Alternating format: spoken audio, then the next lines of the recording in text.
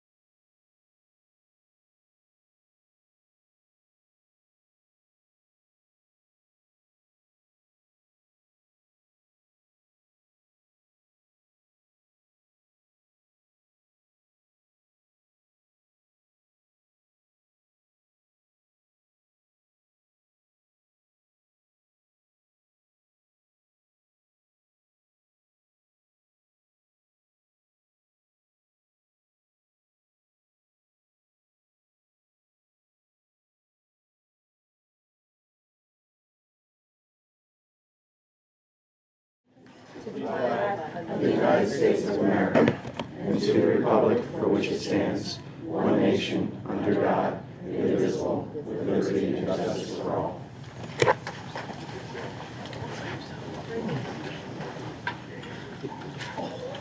The recognition statement has already been read. I would ask for a motion to approve the agenda as presented. Motion. Second.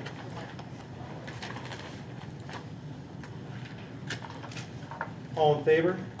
Aye. Opposed? Motion carries. All right. Approval of the minutes for the December 18th, January 6th, and January 14th special meeting with executive session. I'd ask for a motion for approval. Motion. Second? All in favor? Yes. Opposed? Discussion, please. For the minutes? I have to abstain for the January 14th. I need to abstain from the December 18th as well.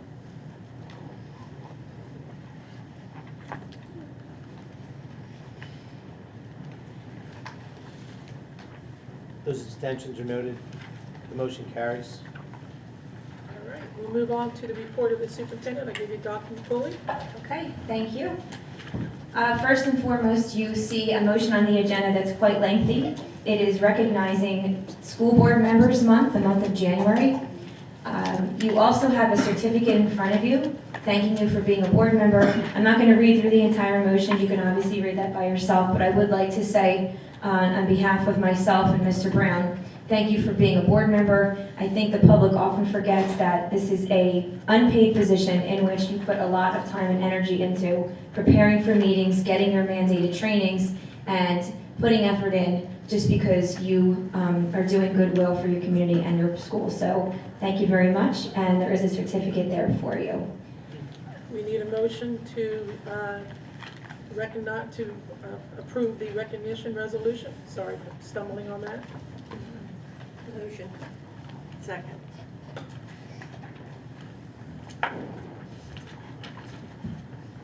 Mr. Williams? Yes. Ms. Paklakua? Abstain on myself. Yes, abstain on Ms. Chambers? Yes. Do we need to? Ms. No, you don't Palladino? have to. Okay. Yes. And thank you for the certificate. You're Very welcome. nicely done. Look. Mr. Rossetti? Yes. Ms. Harper? Mr. Dallio? Yes. Ms. Hannadel? Yes. Mrs. McVeigh? Yes. Motion carries, noting abstentions. I just have a couple more things. Each month, what I'm going to do for my superintendent update, along with the weekly updates that you get via email, I'm going to recognize some aspect of student achievement and highlight that. So for this month, I'm not going to discuss anything. We have a lot of great things going on, but starting next month, I'm going to choose one area in the district and highlight student achievement and discuss that to kind of bring the focus back to why we're here every day. The next thing I have is a community outreach committee. I've been speaking with Assistant Superintendent Fresca, and we do have a board goal to create a community outreach committee. I'm up for suggestions from the board and the community, whomever is listening, of best ways to do this, most effective ways. I know we've tried certain things, Sit with the Soup, we've had a parent group come out at one time, we had Facebook Live, and we have the Alumni Foundation now. Unfortunately, things kick off well, but then they're not always well attended. So any ideas that you have, the board or the community, for such a group, please email me, text me, call me, and we'd like to get that off the ground. I know Mr. Dallio has already volunteered as a board member to be part of that committee as well. So any ideas that you had, we're open to it. I would like to get that started sooner than later. So think about it and let me know. I did have a Sit with the Soup last week. Last week? It was, they're all running together. Mr. Rossetti attended as a board member, and I appreciate that, and as a parent, and we had one other parent. She was wonderful, brought up some ideas and some concerns she had, and we had a really nice discussion. So thank you for attending, and anyone that attends those, I do greatly appreciate it. I know that when I had the Facebook Live a few months ago, hosted by Scott Rush, that was very, very well attended online. It's nice because I get to sit home on my couch with my laptop and answer questions. So we are going to be doing another one of those probably mid-February. I'm going to check with Scott, and I will advertise that on social media, on Blackboard, on our website. And all you need to do is log in from your house, and you can ask any question you want on Facebook. So it's a nice 1 hour time that we can all sit together and from the convenience of your home. So look forward to that. The board Google Doc is available to you. It's just a reminder. It's all of the goals that we've set for the year as a board, and we've been adding things in there, and thanks to Pat for corresponding on that with us as well. But as the administration accomplishes things, or you want to put something on there, please feel free. So there's a lot of hyperlinks on there, and it's showing how we're progressing with our goal.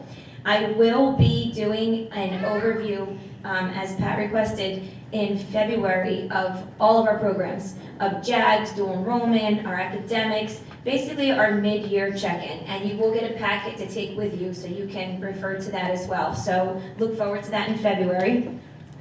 One of the board goals is regarding having Sean Dalton of Cooper Levinston do some type of board work session with the coordination between the district and local police departments, and to give some information on his expertise on that. So our board meeting in March is the 25th, and he did say that date is available for him, so he can come and do a little workshop during our board meeting.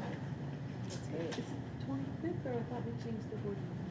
The February meeting. February we March. changed, I don't think we changed March. Did we change March? Oh, you said No. March. March, okay. And then the last thing is just a reminder that February the 5th is our informational session for the LGBTQ, hosted by the NJ DOE and Garden State Equality. We have had about 80 people RSVP that they're coming, and they've posted their questions online, and I appreciate that. We're going to get those together for those reps so they can answer them. And if you did not ask a question online and you have a question the day of the meeting, all you need to do is fill out an index card that will be provided to you, and we'll make sure that everyone's question is answered. Okay, that's all I have. Thank you. Thank you, Dr. McCoy. All right, we'll move on to our presentations. We have, let's see here, our audit presentation. So exciting. This is riveting stuff. Jerry, your last name? Yes, Jerry Conity from HFA Accountants and Consultants. Thank you. Thank you very much for having me here tonight. I'm here to present and just discuss the audit report for the year ended June 30th, 2019. Yet again, second year in a row, we're here a little later than where we normally are. The state, if you remember, we were waiting on information for them last year to provide to school districts. They provided that in, I think, February last year. They this year provided it in November. So a little faster, but still a little later from our preference. So we are filed timely with the state of New Jersey. So they extended the deadline. Normally it's December 5th. They extended the deadline in light of their late release of post-retirement medical benefit information that they were required to report to all districts. So we filed timely with the extended deadline. I'm just going to hit a couple of the high notes tonight. I generally try to point people to, if you're looking for one place to kind of gather a lot of information in a very short, concise area, there's really two pages that two schedules that I turn people to, and that's page 1 and page 19. Page 1 is the letter of transmittal. Page 19 is your management's discussion and analysis. Both of these are prepared by management, but what they do is they take the financial information throughout all, there's 200 pages here, so to try and kind of go through every number and paragraph in there can be lengthy, but it really pulls all that information into a very short, concise presentation and gives a little bit more understanding behind what transpired during the year and what initiatives were undertaken and where the district's at as it moves forward in the future. We have an unmodified opinion on our financial statements. That's the best that we can give, saying that there are no modifications necessary to bring us in compliance with generally accepted accounting principles. On page 101 is the page where it shows our recapitulation of our fund balance. I think one of the most important things as you guys are getting ready to prepare a budget and approve the budget in the next month or two is where's our fund balance stacking up and what do we have available for utilization in subsequent years. So the district ended the year at June 30th, 2019 with about $3.2 million in fund balance. Of that, there was some money set aside in some reserves that the district had approved in a capital reserve and a maintenance reserve. Capital had about $417,000 in it, maintenance had about $200,000 in it. There were also encumbrances outstanding at year end of about $353,000. After removing those items, there was also, the board had approved in its fiscal year 2020 budget, utilizing about $1.1 million. So when you kind of look at that of what's left and available for future years after taking all that into account, it comes down to about another $1.1 million. For a district of our size, the maximum that you're able to keep on hand at year end is about $722,000. It's a calculation, statutory calculation, roundabout it's about 2% of your expenses. That's the maximum that you can have. Anything over and above that, so about $400,000 is over and above that $700,000 number. What happens with that is that's what's referred to as excess surplus. And what that means is, as the administration is starting to put together the budget for fiscal year 2021, that's the minimum amount that the district is going to be required to utilize to help balance the budget. Should the district decide to, you can utilize more than that to help balance the budget, but that's the minimum that you have to use.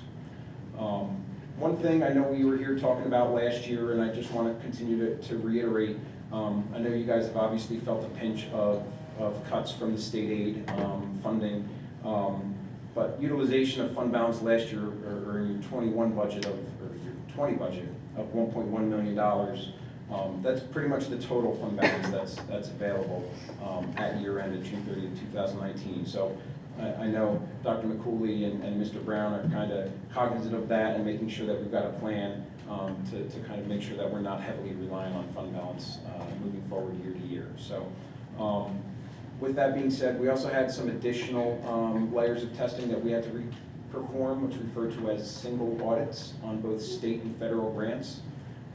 No issues or matters or findings related to those grants. We looked at 4 different programs. No issues with those. We did have one comment that one of the things that the state does require us to look into, and it's in regards to certification of payrolls. There's signatures and things that are supposed to be on payroll forms each payroll period. The payrolls were being reviewed and were being looked at. We did not find any errors in the payroll or how it was calculated, but just really the documentation that those items are being reviewed. So spoken with Mr. Brown, he's already worked to fix those at the end of 2019 and moving forward into 2020. So that's something that's already, I know, been addressed. I think you guys have a corrective action plan that will be for approval at some point, but know that he's already worked towards that. And the last item I just want to bring up, last year we did have a finding and recommendation in regards to the disposal of scrap materials and things like that. One of the things we do is we look at the, to make sure that corrective action was taken on that finding. So we did look at that and we did find that corrective action has been taken on that. We did not notice those issues recurring in this fiscal year. So with that being said, I'm happy to answer any questions that you guys have. I know you guys have a lot of presentations tonight, so I promise to keep it short, but happy to answer any questions you guys have. So the payroll signatures were fine, they just didn't have a way to, they didn't keep track of that they were fine? Correct. The payrolls were being reviewed, they were being looked at. It's just a matter of, as an auditor, if it's not on paper, how can I verify that is actually done? So it was a matter of, making sure that those forms are being signed off on every pay period. So, yes.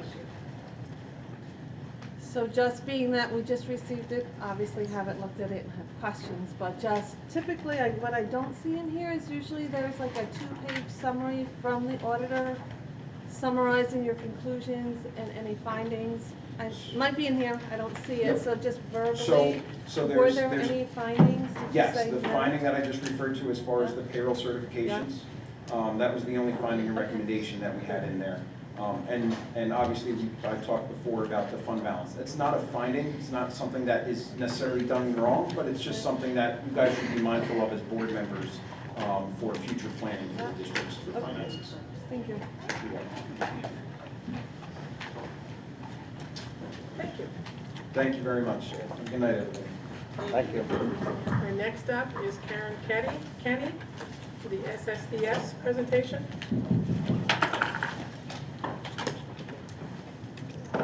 Good evening, everyone. I'm just going to give Phil a second to pop up our student safety data system.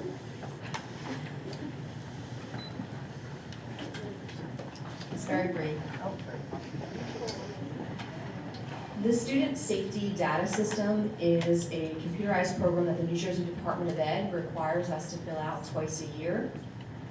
It collects incidents of violence, vandalism, weapons, substance use, harassment, intimidation, bullying, as well as HIB trainings and programs conducted to support anti-bullying efforts. We have 2 reporting periods that we need to fill out with paperwork, and that is September through December and January through June. So today I will just quickly summarize our reporting period 1, and it breaks it down by building and has some programs. So the next slide features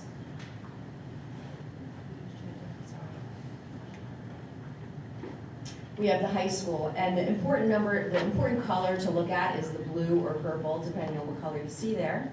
And I'd like to point out that in reviewing the high school discipline incidents, we have a decrease in violence, vandalism, substances, weapons, and other incidents from the previous year. There is only a slight increase in the HIB alleged column and the confirmed cases, and I'd like to point out that last year we were grades 10 through 12 on this report, and now this year we're grades 9 through 12, so we've added in 260 more students. So actually that would be expected with this report, but it is excellent to see the decrease in those significant areas of violence, vandalism, substances, and weapons. And then our next slide has the junior high, and you will see there was a major decrease in every single area across the board. Again, 9th grade is removed from this population, so it's grades 7 and 8. That is a 3-year trend of the reporting period 1 that is documented.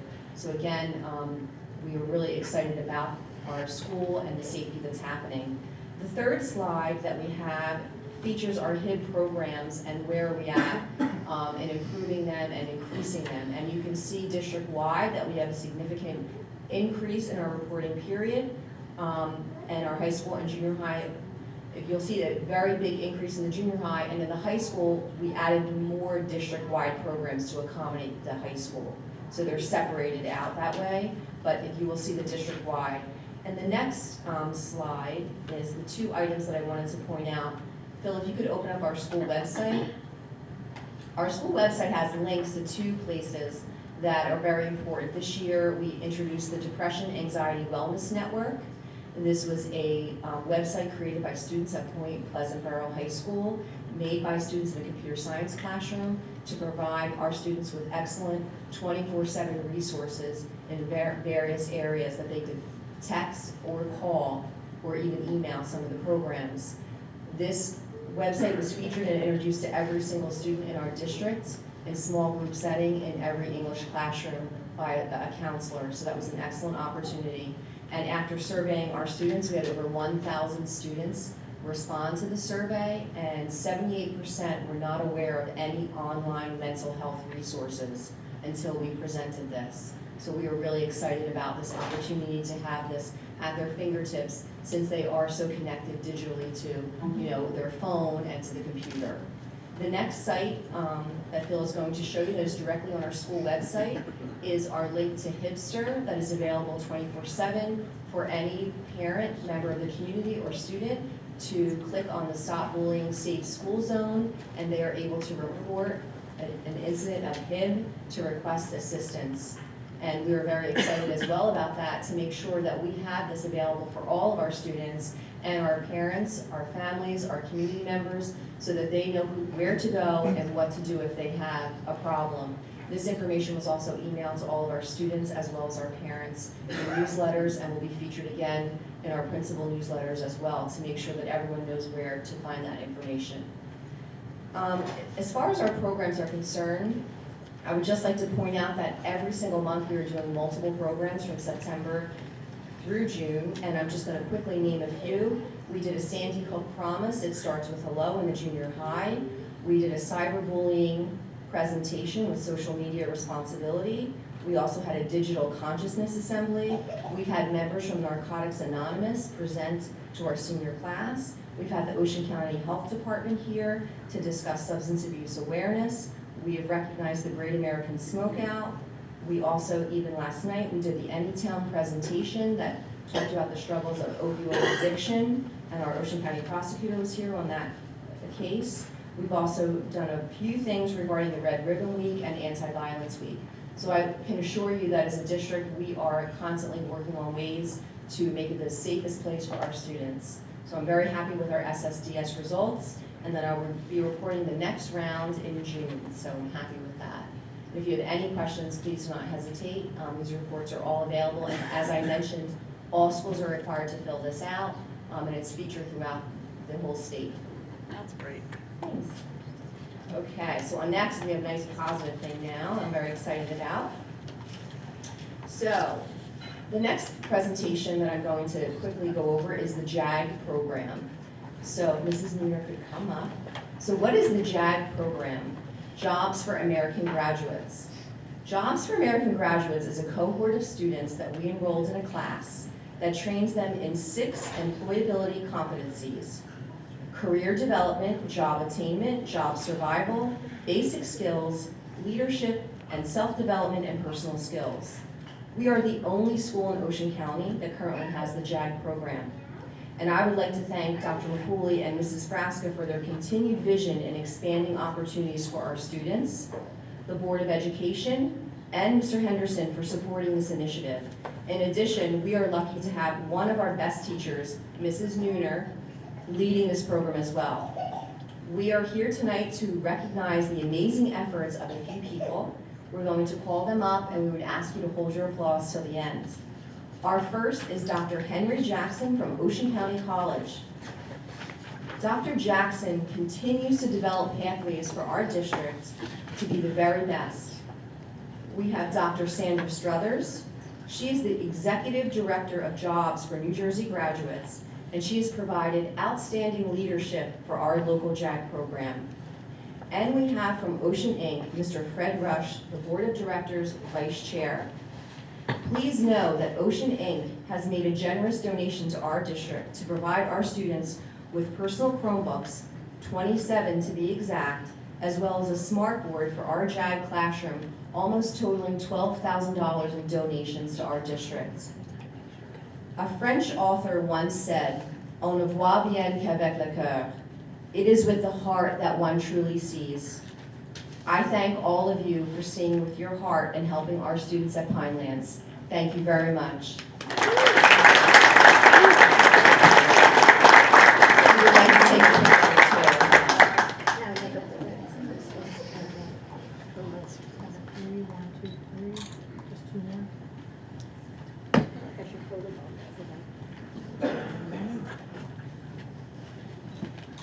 And then just one more at this end.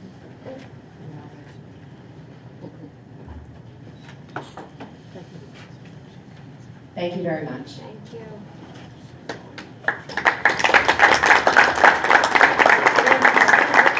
From the junior high and the high school here today.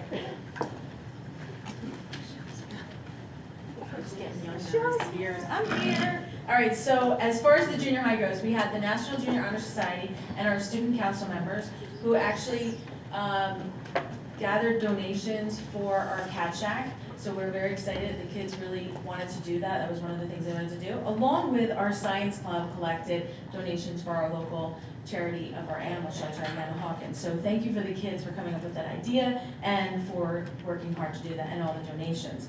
And that's all for junior high. As far as PTSO goes, our next meeting is February 3rd. I'd love to see this many people at our meeting, but it's going to be here at the junior high, and we'll be in the conference room because something else is going on in here.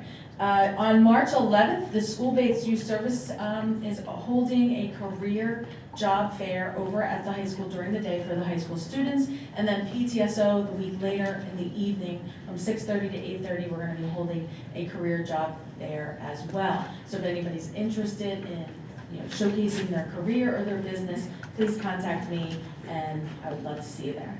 Thank you very much, and have a good night. Thank you. All right, next up, we'll do our students of the month. Mr. Shore? Good evening, Dr. McCooley, members of the board. Welcome to our distinguished guests and members of the community. It is my pleasure once again to introduce to you our students of the month for the junior high school. So starting off for 7th grade, it is my pleasure to bring up Nora Molesky. Nora, come on up.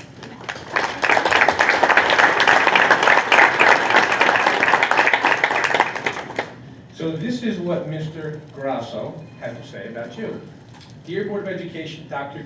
McCooley and community, I take great honor and privilege in introducing Ms. Nora Molesky to all of you as the 7th grade December Student of the Month. Over my years at Pinelands, I've had the incredible opportunity to witness the growth and development of Nora.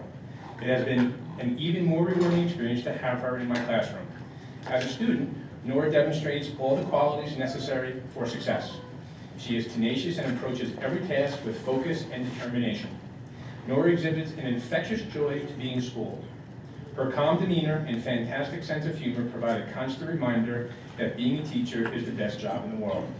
Nora is engaged in many extracurricular activities and shines in everything that she participates in. There is a bright future ahead for Nora, and I look forward to watching her achieve all of her wildest dreams. Congratulations, Mr. Dan Grasso, junior high school social studies teacher, and it is my privilege to give you this and your plaque, and congratulations once again.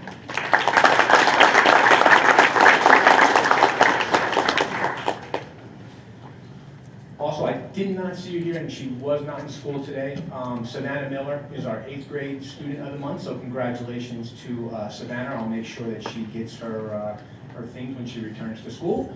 And without any further ado, I will turn the podium and the mic over to our high school principal, Mr. Troy Henderson. Mr. Henderson? Thanks, sir.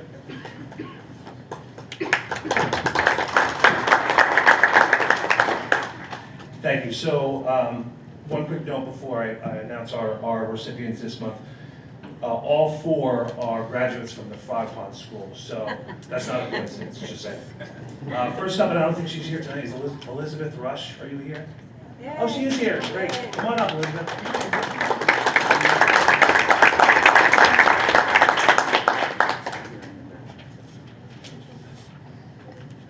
All right, Elizabeth's teachers wrote, Beth is doing a wonderful job academically this year. Through hard work and determination, she has improved in all areas from the second marking period, bringing her math grade up to an A. In addition, she is really coming out of her shell this year socially and being a great friend to her fellow students. Great job, Beth. We are so proud of you.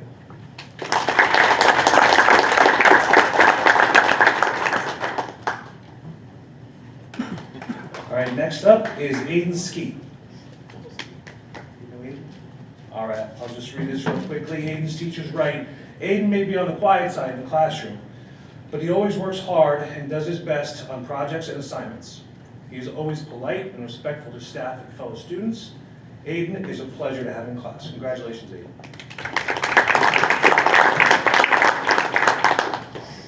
Next, 11th grade, we have Alyssa Davis.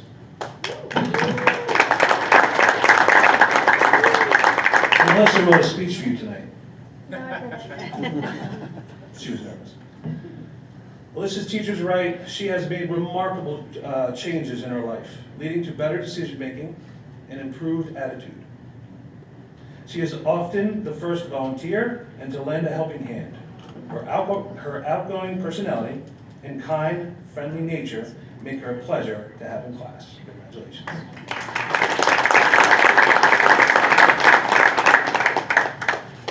Last but certainly not least, Justin Bowen.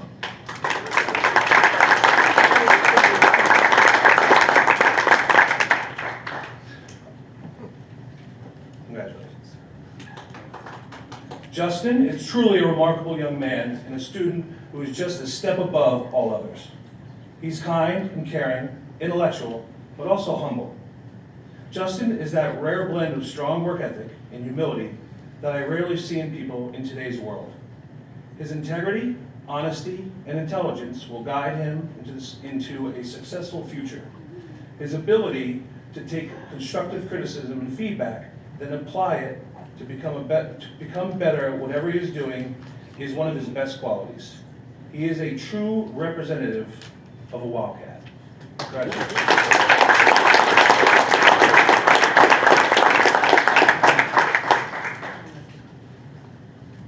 All righty, thank you so much. We will allow the opportunity for students of the month, if they need to get home and have dinner or do their homework, or whatever the case may be, to leave.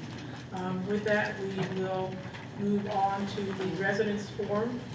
I will remind you, this is for, I'm sorry, I'm jumping ahead here. Work session for new business, board committees and board of the whole discussion. Something that we were going to talk about in reference to how we want to govern ourselves going forward. Right now, we operate as a board of the whole with a standing committee, budget and finance committee. Eligible to have 4 people on that committee.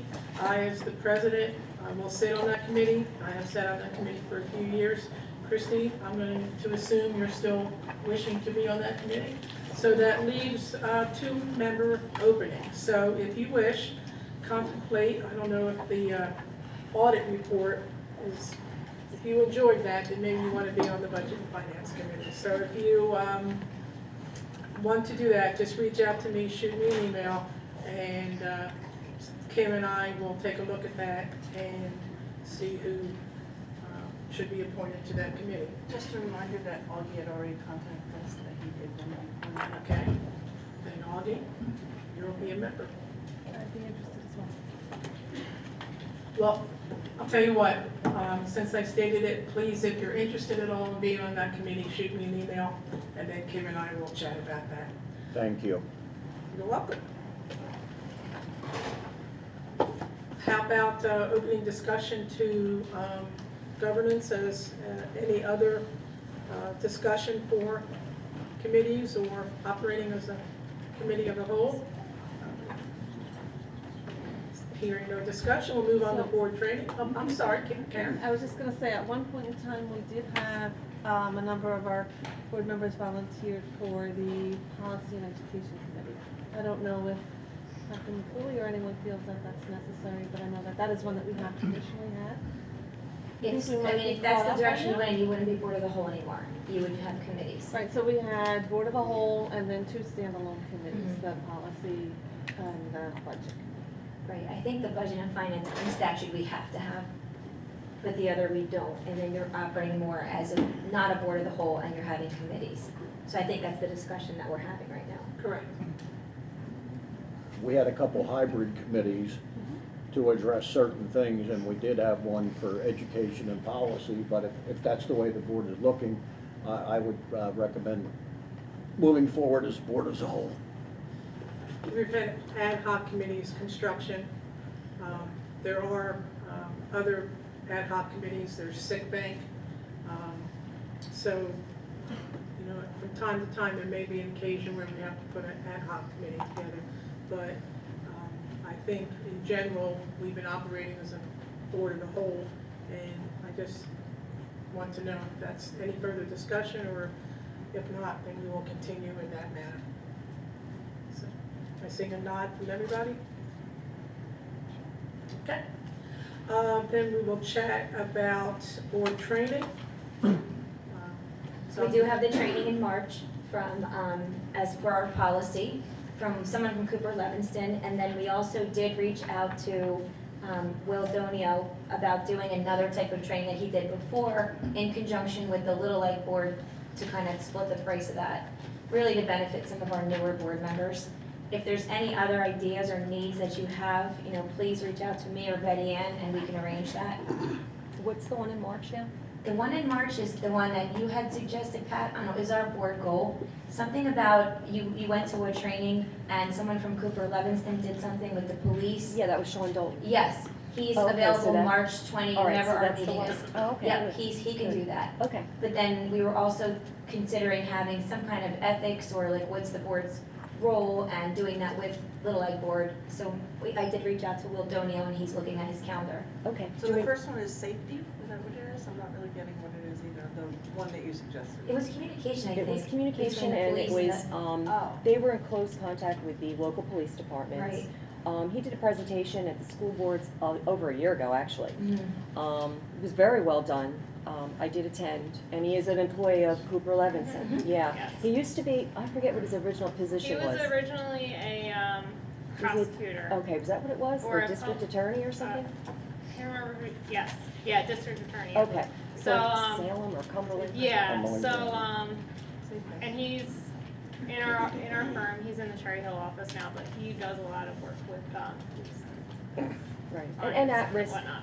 youth, Yeah, because they found a lot of correlation between, you know, our population that's at risk in the community, sometimes they're at risk here at school. Right, So no, I think that's they great. built liaison, you know, groups between the police department, and it was a very, very good, very, very good.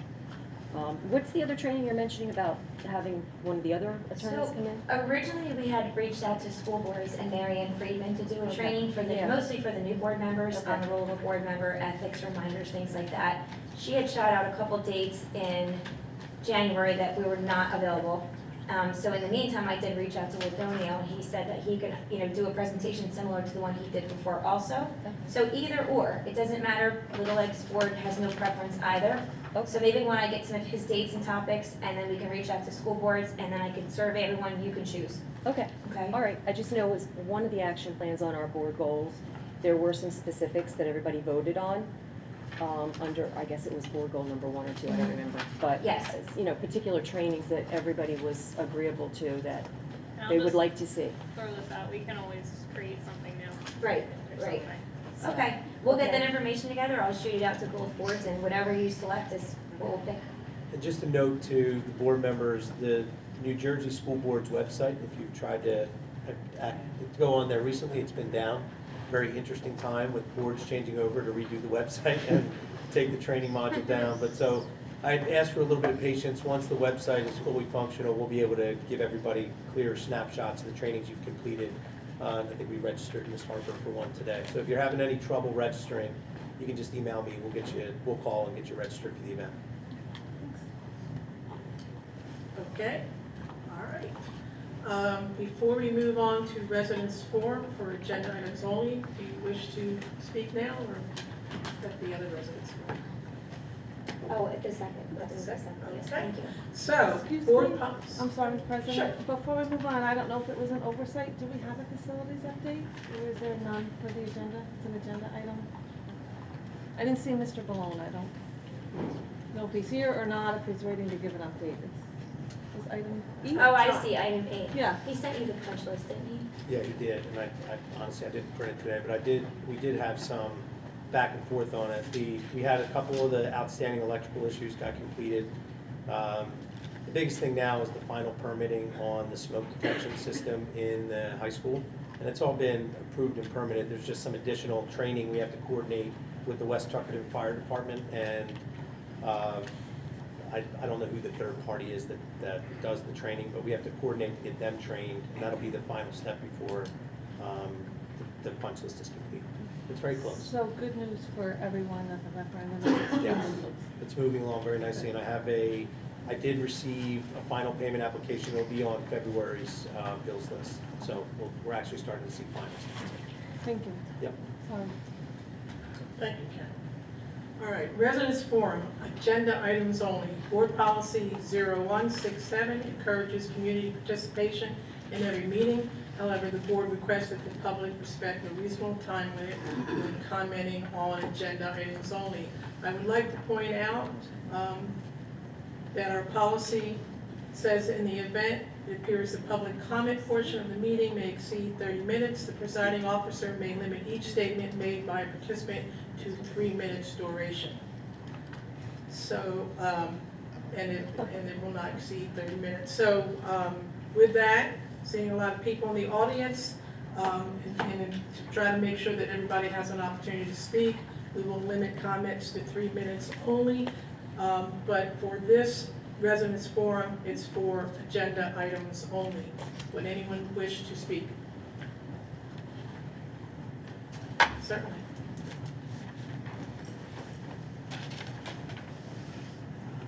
Rick Meller up the same paper. I looked around, give the public a chance first. Just one question.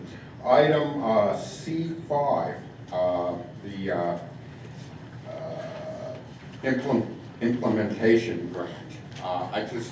I see that you're applying for a grant, and it appears that all of the elementary districts that are associated with Pinelands are now on board with seeking that plan. That's all I wanted to know, is that all the schools are on board.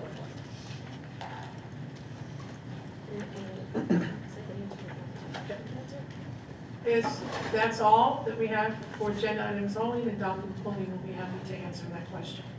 So yes, the board superintendents as well as board representation did meet, it was quite some time ago, and every school district has agreed to be part of the grant study. So we have to submit a board resolution. Ours obviously is tonight, Little Egg passed theirs.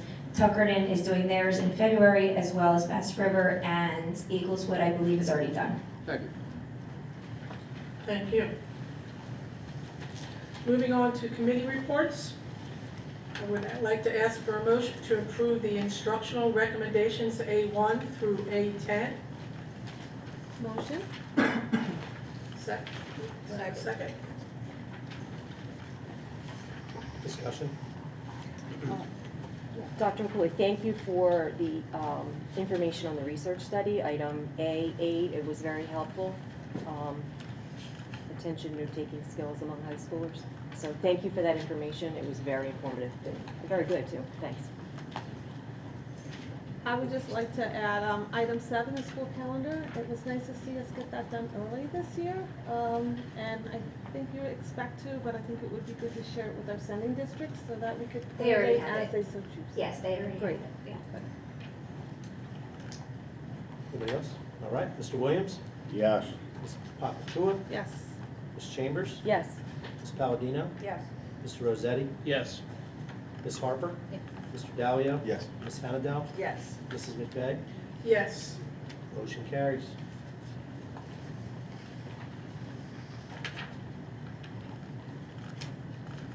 All right, moving on to personnel. I would like to ask for a motion to approve the following personnel items, B1 through B16. Can I have a motion? Motion. Second.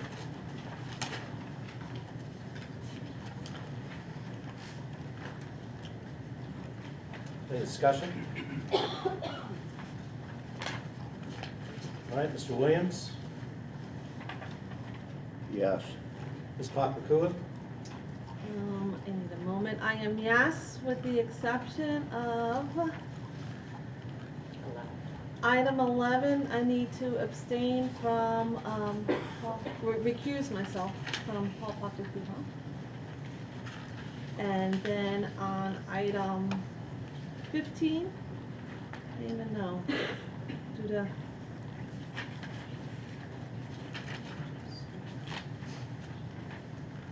All right, Ms. Chambers?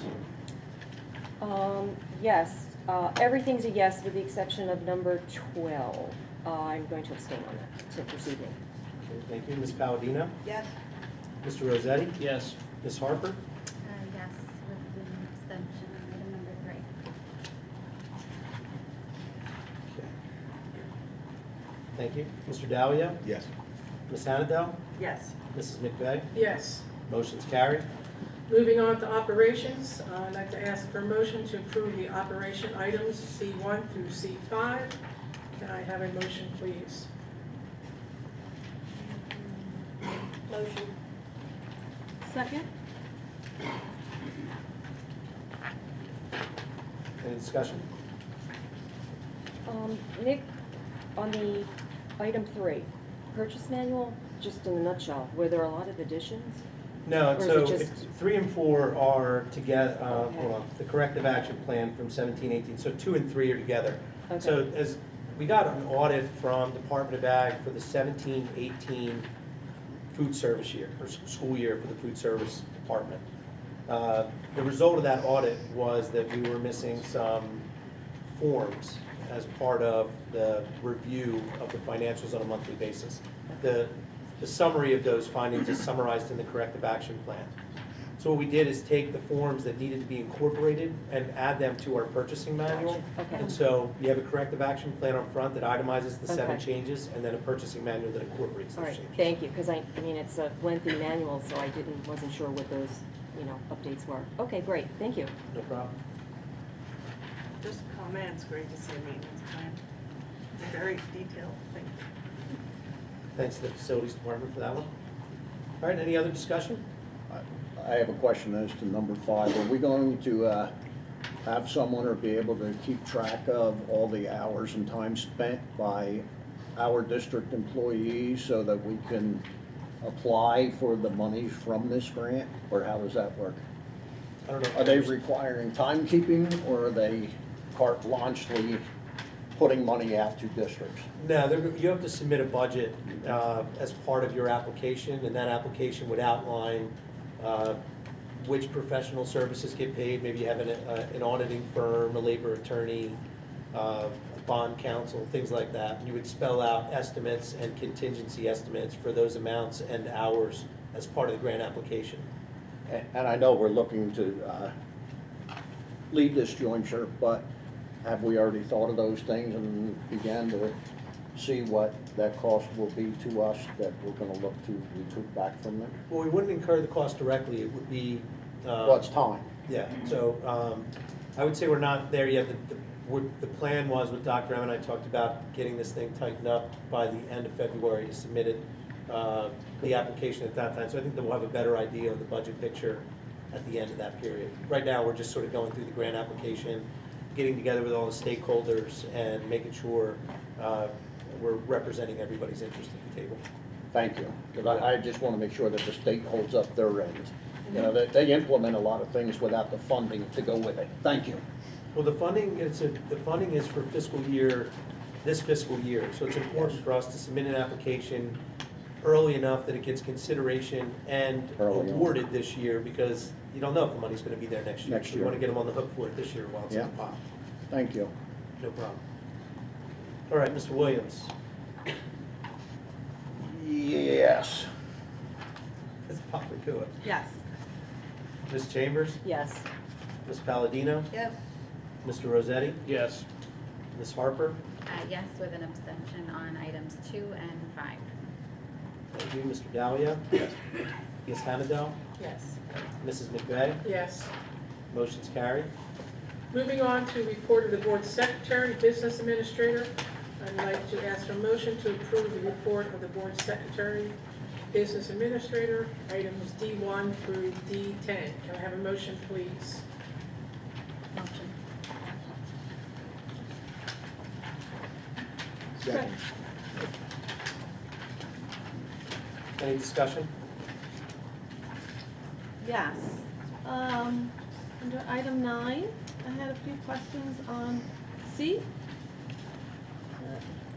Hope to get an answer on. So this is a 10-year contract. I'm not sure what it's for or what the cost may be, and I was looking for some clarity.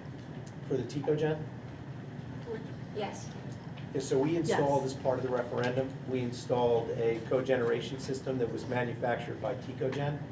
As part of the long-term maintenance of that equipment, this agreement spells out that they're gonna make sure it remains up and running and generating as it should for that period. Okay. And how much does it cost? It's based on usage? Yeah, it's If I based on read the, this it's right? based on the billable hours Okay. that you have for it. Gotcha. Thank you. We anticipate an annual routine cost associated with a few hours of maintenance times that hourly rate. Okay. Is that the rooftop unit here in junior high? It's, I don't know exactly where it is. It's the cogen unit that's located on the junior high campus, yeah. Yeah. We don't have a cogen unit. It in was, senior high. yeah. Any other questions? All right, Mr. Williams? Yes on all but the 6 is a no.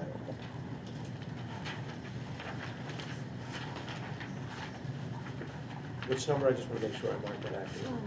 Travel and treatment, Okay. all of travel, all of it. Yep. Okay, Ms. Papakua? Could I ask one question? Sorry. Item 5, the audit report. We just heard the audit findings. I thought, if this is, we refer to this, it says we anticipate a corrective action plan will be required? Yeah, we mentioned with the payroll certifications, Oh, that issue we have to address. it's already been addressed, just It the is. documentation of it. We'll adopt We first Okay. present the audit, accept the findings. At a subsequent meeting, we'll adopt any corrective action. Okay. It'll be the action we've taken to correct that certification for payment. Okay, thank you. No problem. And a yes. Okay, thank you. Ms. Chambers? Yes. Ms. Palladino? Yes. Mr. Rossetti? Yes. Ms. Harper? Yes, with an abstention for items 3, 4, and 6. Thank you. Mr. Dahlia? Yes. Ms. Hannadel? Yes. Mrs. McVeigh? Yes. All motions carried. All righty, we'll move on to then the reasonable time limit when commenting on any topic.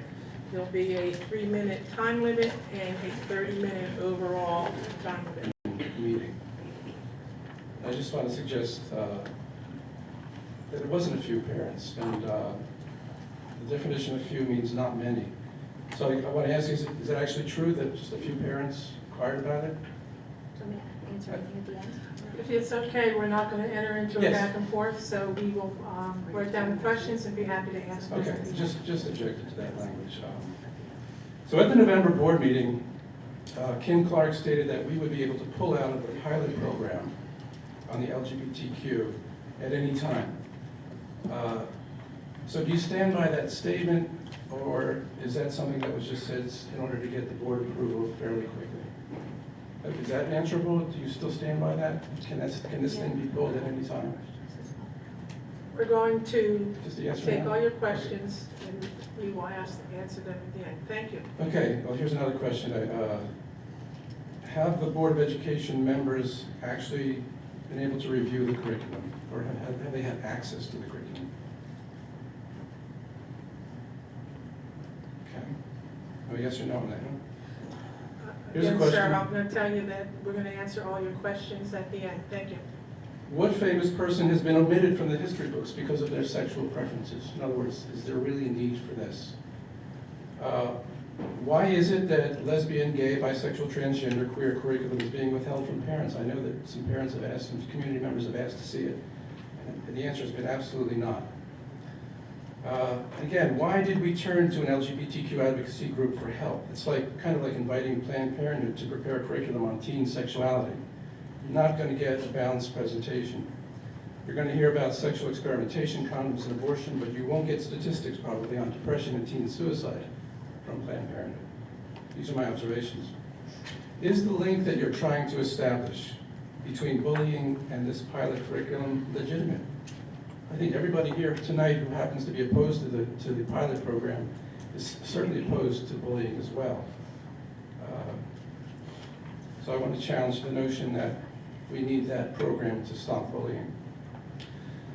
Is it also your goal for our children, these things to reflect on, your goal, because I don't know, all of your motives, I don't claim to know them, but I suspect that your goal for our children may be to celebrate LGBTQ in the same way President Obama publicly celebrated same-sex marriage after that law was passed when he splashed rainbow colors over the White House. Second warning. Are you aware that a few of your teachers are so eager to begin this curriculum ahead of next year's schedule that they are already discussing LGBTQ in class, not just 8th grade, but in 7th and 9th grade also? Okay, sir. Are you aware that they are Sir, going... sir, please. This is a sentence. Can I finish the sentence? Please. I'll yield my time to Peter. Joe, That's all right. Joe, my son... That's not, I'm sorry. No, I'm I'm sorry. sorry. Nobody's yielding anybody's time. My son is going to speak next. Okay, thank you. There is a line. Thank you. And are you aware that they are going way Excuse beyond... me, sir, can you state your name and your address? My name is Joseph Cardillo. I live at 48 Mile Way in Little Lake. Thank you so much. And are you aware that they are going way beyond what you told us in the method and purpose of this new curriculum? But we predicted that back in November, didn't we? Great school board members communicate their actions to the community and keep the public informed. Have you done that? This group is here tonight not because of your efforts, but in spite of your lack of effort. A good school board plays an important watchdog role. Why? Because most of your staff just want to be educators, not indoctrinators. Good school board makes certain the desires of the community are met. This community, not the state, national, or European community. Not the superintendent's desires, or even your own, the desires of the community. An ineffective school board member rubber stamps all of the superintendent's proposals without asking hard questions. Board of Education, please ask hard questions. Get to the bottom of this, listen to the community, take another vote. Pull out of this pilot curriculum. We will be so proud of you if you do. We don't need or want help from Garden State Equality. Let us have more time to figure this out together as a community. Thank you. Thank you. Mark Zink, 35 Rivercrest Drive, Little Lake Harbor. I'm here as the Vice President of the Pinelands Alumni and Friends Foundation. We officially hit our 1-year mark, and we want to thank everyone in the community for their support. Looking back on our first year, we can't help but reflect on how and be thankful for all the support we've received from the forming of the foundation from the very start. We are using our strong membership and volunteers to get as much done as we can. We are thankful for every person that has shared their ideas and time with us to help make this event, our very first event, our 40th anniversary gala, a success. One of our board members was actually our committee chair. Thank you, Mr. Malia. And we'd also like to thank Mike Kofer, class of 2003, for donating his DJ services, and staff member Scott Beaton for donating his photography skills. Our archive committee has been working very hard to gather and a lot of school memorabilia to help mark the 40 years of our history here. They had a wonderful displays at our gala and during the openings of schools. I know walking into the high school, I saw some of the photos still up, and it was quite heartwarming. Thank you to Dr. McCooley and Mr. Henderson for helping us find a space in the high school to house our archives as well. This year, we are happy to be had been at the homecoming, and we attended the staff homecoming dinner and shared many memories with our retired and current staff. We supported the current Wildcats at the game. We threw rally towels out to the crowd and got everyone into it. We even had a free alumni raffle where we had the Grapevine donated a gift certificate that we were able to raffle off. And we've already been thinking about what we can do moving forward. We're hoping to get behind and help your efforts with the Pinelands experience. That was always one thing that I think every Wildcat can remember, whoever I got to experience it. It's definitely something we want to help you with. And moving forward, we are also looking at a Wildcat Legacy Award and supporting our graduating seniors in any ways we can. We'll ask anyone in the community to join us on the 4th Thursdays of the month, right here in this room, at any of our meetings, and to check out our part of the website. It's linked on the district webpage as well. And thank you all again for your continued support. Mark, what time are those meetings on Thursdays? What time do we meet? 6 or 6:30? 6 o'clock. Oh my God.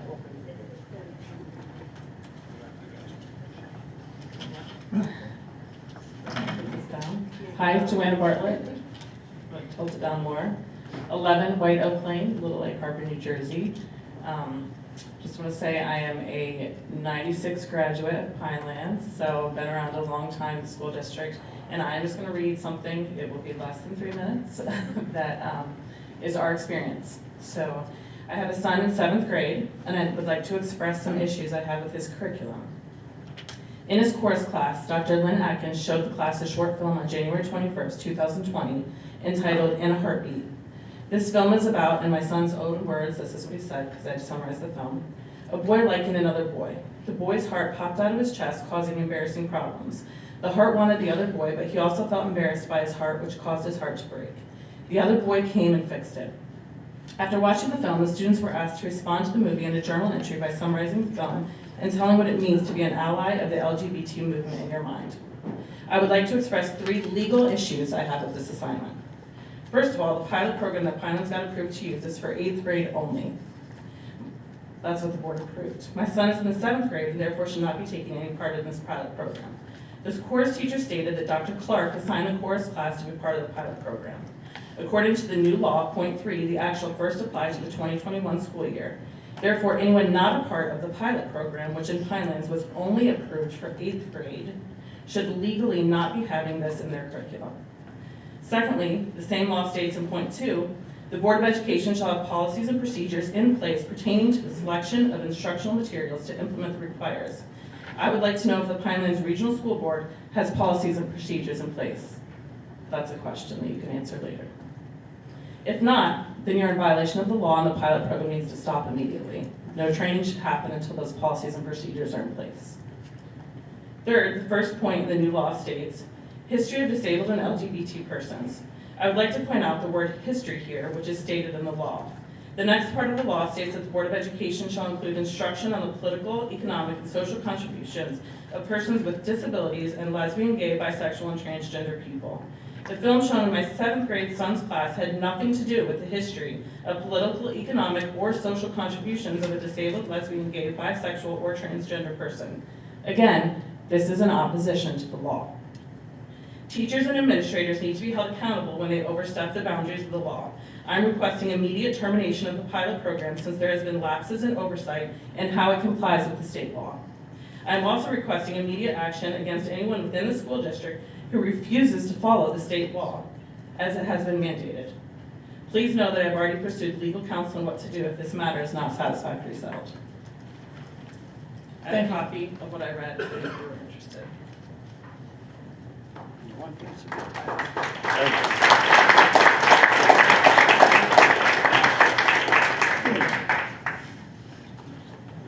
Ray Bartlett, 11 White Oak Lane, Little Lake Harbor, New Jersey. As my wife just spoke, I would be in agreement to that statement, and just to plead to the board to, and echo what the Cardillos have shared. You know, my surprise when my son came home in 7th grade, and at least in my mind, there was some communication that went out that this was just for 8th grade. So our concern for sure was, you know, what is going on? And you know what, I did put a call into Dr. Atkins, and he was kind enough to return my call, and I do appreciate that. And he did share some of his rationale, you know, of which I don't agree. I don't agree that the video had anything to do with the historical, you know, of LGBT that in relation to the chorus. Now, he did have some rationale. I didn't agree with it, but he at least had some to say. And then he, of course, told of Dr. Clark, who was over him in terms of selecting his class. And she was able to get in contact with me, and I do appreciate her contacting me as well. So, and again, you know, she pointed us in some direction as to the board, ultimately, to talk to Dr. McCooley. And so I just implore and ask and beg that you do due diligence in this, and obviously it's already being implemented kind of ad hoc, we'll call it. So if we can just bring it back as a board and say, and I'd be absolutely willing to volunteer my time if needed to help in developing something that is more in line with the law. Thank you.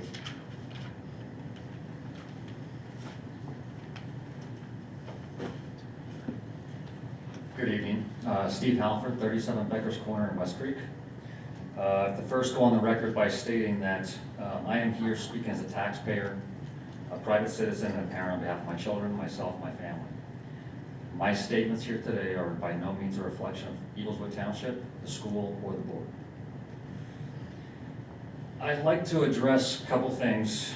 One is that I understand the intent and the context of the original law that was signed in by Governor Murphy, and I agree with it, the context in which it was signed in.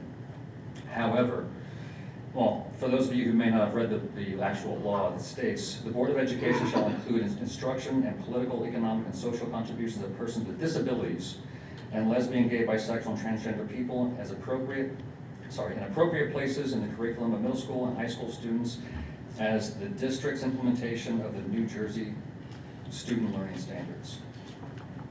That's policy 35. 36 summarizes the same, with the exception of the curriculum will be rolled out for students of, persons with disability and lesbian, gay, bisexual, and transgender people where appropriate in the curriculum.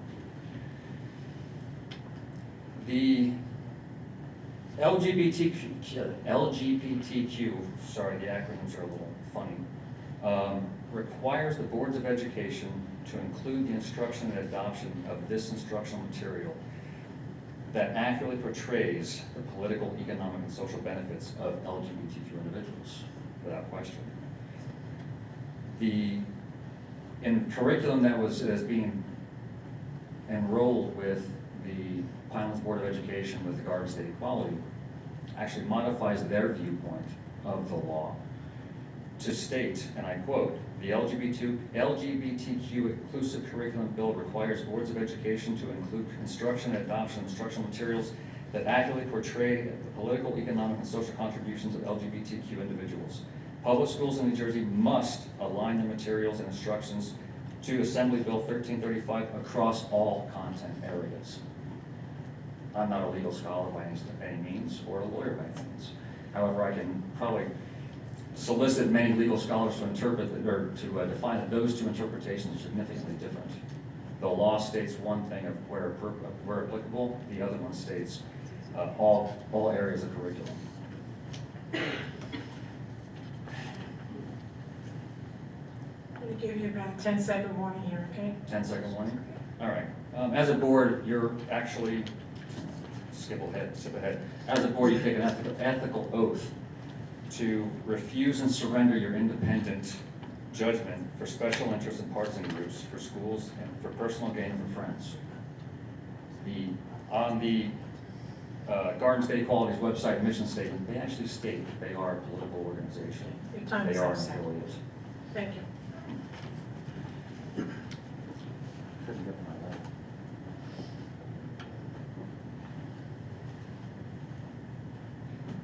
Good evening. My name's Larry Kaplan, 15 Daffodil Drive, Lake Harbor, New Jersey.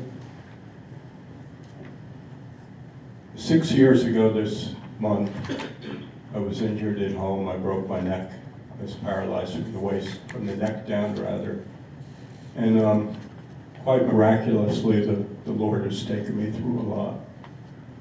I'm able to drive today. I'm able to walk slowly. I don't have strength in my arms or legs, but you know what? The Lord has always been an important part of my life. He brought me through all of this. And I sent a brief email to be possibly read at your next meeting, so in case it doesn't get read, it's just a short thing. I'd like to read it here. As a Messianic Jew and resident of Little Lake Harbor, New Jersey, I believe it's not the state's right to teach sexuality that goes against my religious beliefs. It is my responsibility to educate my family following these beliefs. Kindly explain how you feel this becomes the school district's responsibility to overstep my civil and religious liberty to practice my faith in my home without contradiction what will now be taught in the Pinelands Regional School District. I am 100% against bullying any type whatsoever. If the agenda here was to stop bullying, I would support you 100%. Thank you.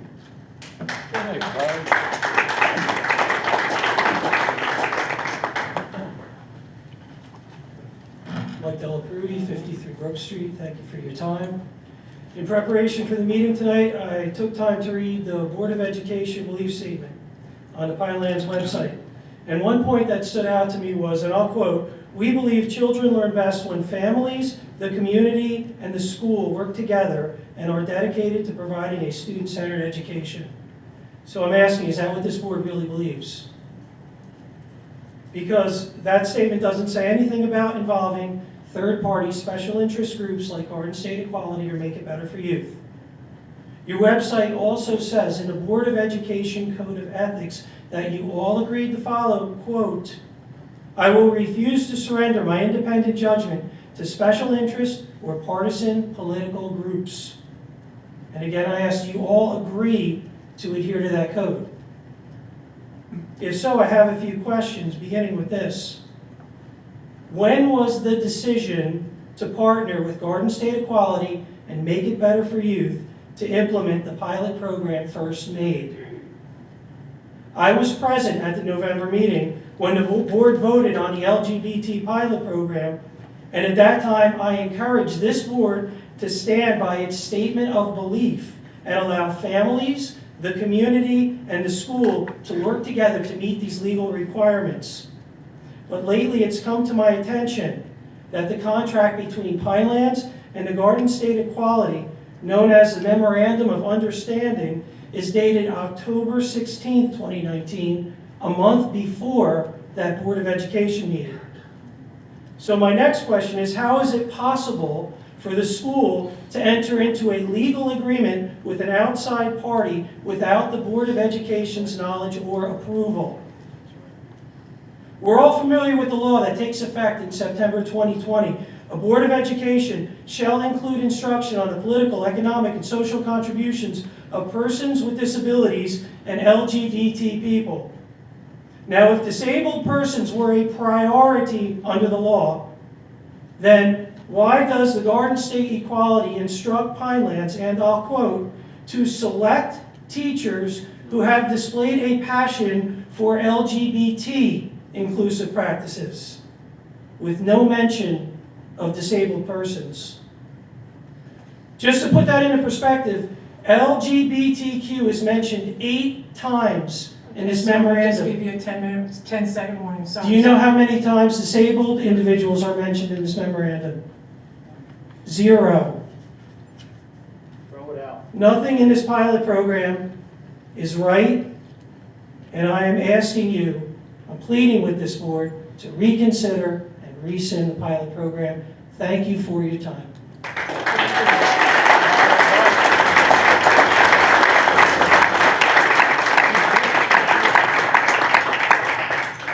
Jeremiah Com, 66 Backers Corner. Saw a neighbor tonight, check that out. He's good. So, real quick, sorry. As a community member, local business owner, and father of 2 young ladies, one of which is in 8th grade this year at Pinelands, I'm here tonight to both understand what is happening to our public schools and voice my concern and what I believe to be happening as it relates to this new law. I won't read the law because 4 people have. However, nowhere does it specify that I can see the persons who contributed via politically, economically, or socially need to be specified by their disability or sexual orientation. Simply their contribution to our society has always been enough. This has been the precedent for hundreds of years in the education system. Being a former student in a public school, I can recall learning about George Washington's, Abraham Lincoln's, Martin Luther King Jr.'s, and Alexander Hamilton's accomplishments, but never once their sexual orientation, or, to be as arbitrary, what food they prefer to eat. As far as Alexander Hamilton is concerned, on the $10 bill, he is often debated as to his sexual orientation due to letter correspondences with statesman John Lawrence.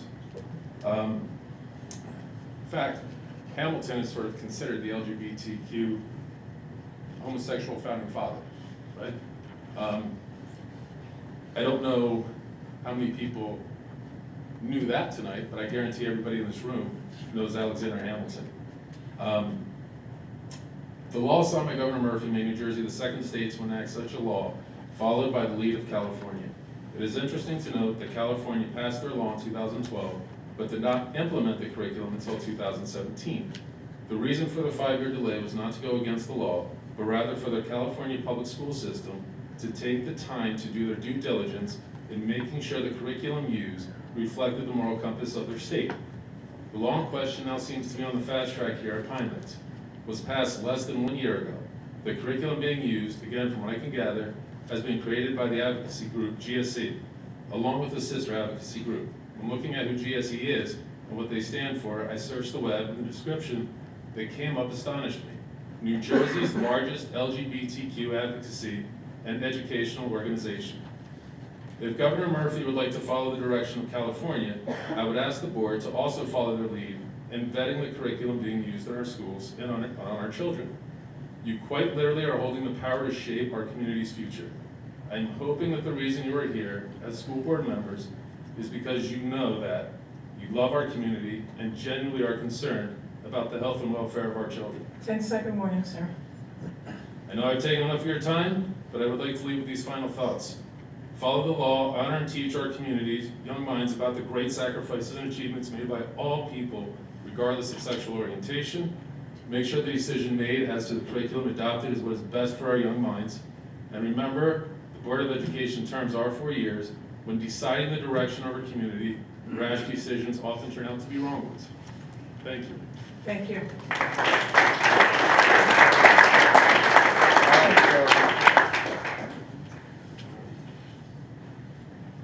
Good evening. My name is Terry Miller, 21 Cedarwood Lane. And this past June, I retired from 25 years of teaching physical education and health at Frog Pond Elementary School. I'm grateful for the opportunity to have taught the boys and girls of our community. Since first hearing about the LGBT state mandated curriculum in New Jersey, I've been greatly concerned. As a God-fearing parent and grandparent, it is my honor and obligation to look after our children. I understand that we all have different moral beliefs that are core to our being and direct our attitudes and behaviors. With little or no knowledge of this newly mandated curriculum, how can we as members of this community make a decision as to what is best for our children? I'm curious to know if the politicians have considered all the implications that might arise from this bill, along with how well they are representing the wishes of the members of our community. To pilot a curriculum that involves serious matters of sexuality, morals, and indoctrination is a step with which I am not comfortable. Our community has the right to be thoroughly informed of the curriculum and given access to the lessons being taught to their children. If they're not given these allowances, then I believe it goes without saying that this pilot program ought to be postponed in the interest of families of our Pineland students. I've had the opportunity to show the movie, if you know what that means, of human sexuality for our 4th, 5th, and 6th graders. And prior to children watching the movie in class, parents were informed of the content of the movie, even having access to personally view the movie themselves. At that time, parents were given the option of opting their children out of that particular health class for the day. Human sexuality is a wonderful gift. However, it is also a tender matter excuse me, that parents have the right to discern how and when it ought to be taught to their children. My personal opinion is that parents should guide their children in the personal matter of sexuality. To conclude my thoughts tonight, I believe we as parents and grandparents of the students of Pinelands School District are entitled to preview the LGBT curriculum, have the right to opt our children, our young ones out of this program if we so choose. It is our duty to diligently educate our children in matters of sexuality. Each one of us also has a responsibility and moral obligation to inform and teach our children to respect each and every God-created life, no matter his or her view on that person's sexuality. Your 10-second warning, sir. Thank you. I'd like to thank the board members and administration for your service to this community. Please take the time to seriously reconsider implementing this pilot program until the voices of this community are heard, as they are the ones raising our young ones and have the best interests at heart. I ask this out of love for our children and only want to be sure they are receiving the best possible education in all areas of study and life. After all, they are our next generation to build upon the foundation we've laid. So thank you very much. Thank you. Thank you.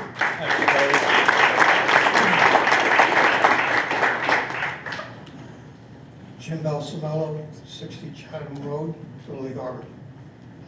It wasn't too long ago I was up here and I addressed you about the Sex Etc. magazine that was in this very room. After several weeks, months, Peter Cardillo and others, myself, we finally came to the conclusion that it was inappropriate and you kicked it out of here. Bravo. Fast forward to now, here we are. Something much more vile than anything that was in that magazine. You know, this is a community, hardworking, honest people. They even trust you to direct the education of their children, to make them better people, earn a living, and uphold our Constitution and everything that goes right with America that made us great. I think we're going down the wrong track. For those of you who voted for this and stand to it, I think you're betraying the trust of the children and the parents in this community. My biggest complaint, in addition to the entire curriculum, is the no opt-out. There was a woman at a meeting we had Friday whose son is autistic, and she asked, can my son be excused from this? And I say, no. An autistic child is going to be indoctrinated with this information, you can't comprehend most everything. It's ludicrous. If you don't allow opt-out, and I hope you change your mind on that, you're in effect allowing a government agency raising the child. You're usurping the original civil rights of a parent to raise their child the way they believe they should be raised. And by not allowing an opt-out, you negate that whole thing. That's the fabric of our family life in this America. That is unconscionable, and I suggest you reevaluate that option. Thank you. Thank you. I think we've already exceeded our 30 minutes. We will allow the 3 people in line here to speak. If you're not in line, then you won't be speaking. Thank you. Thank you, Betty, and thank you, Dr. McCooley, board members. My name is Steve Hartman from 5 Hay Road, Little Lake Harbor. Been here for 21 years, 5 children in Pinelands. We love Pinelands. Very active children, very active parents in school, in education, and activities.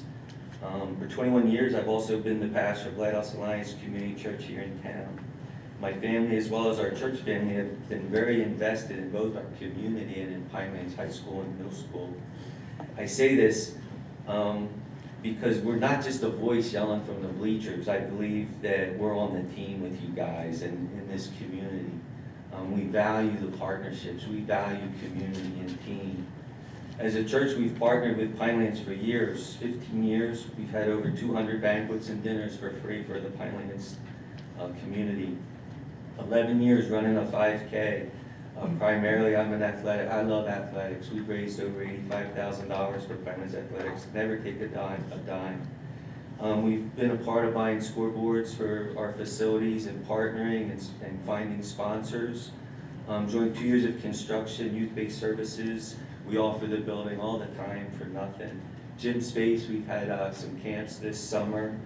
Mr. DeFranci and Mrs. DeFranci doing drama camp in our sanctuary for 2 summers. We love it. Students needing community service hours, come to the thrift store. We love that. Last week, the Desbian Club parents were using the sanctuary.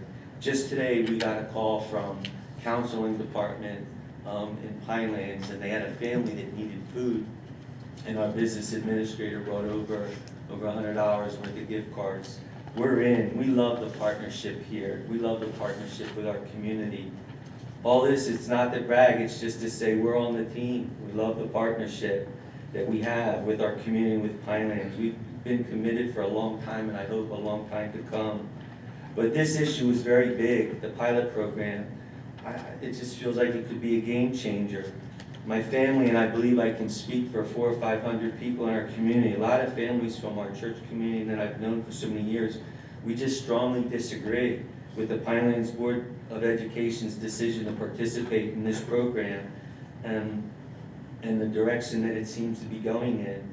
Even to say that this decision, without more community conversation, which we've heard a lot about, I believe could greatly affect our partnership that we currently have with the school and with our community. We're asking the board to reconsider at this time.